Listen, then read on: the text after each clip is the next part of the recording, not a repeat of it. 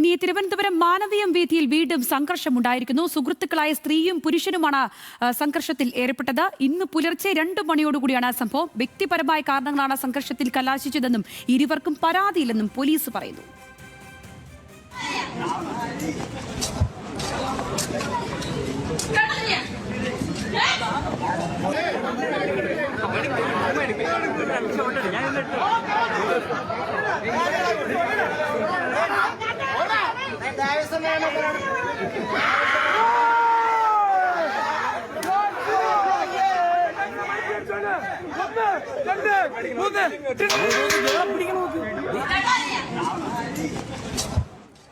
Hans John ഉണ്ട് തിരുവനന്തപുരത്ത് നിന്ന്. ഹാൻസെ, സുഹൃത്തുക്കൾ തമ്മിലുള്ള തമ്മിലടിയാണെന്ന് പറഞ്ഞാലും മാനവീയം വീഥി പോലെ ഒരു സ്ഥലത്ത് വലിയ രീതിയിലുള്ള ഒരു അടി തന്നെ കാണുന്നു. എന്താണ് സംഭവിച്ചത്? പോലീസ് പറയുന്നത് എന്താണ്?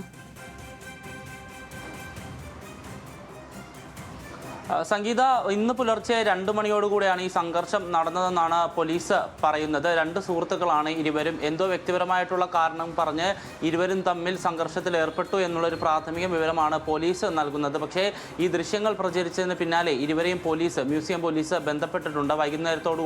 ഇന്ന് വൈകുന്നേരത്തോടുകൂടി സ്റ്റേഷനിൽ ഇരുവരോടും ഹാജരാകാൻ നിർദ്ദേശം നൽകിയിട്ടുണ്ട് എന്നാണ് പോലീസ് ഉദ്യോഗസ്ഥർ പറയുന്നത്.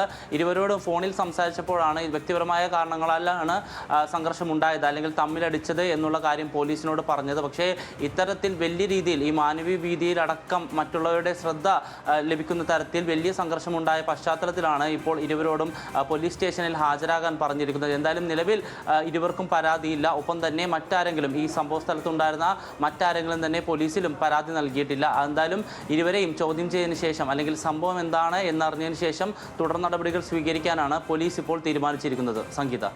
ശരി ഹാൻസ്.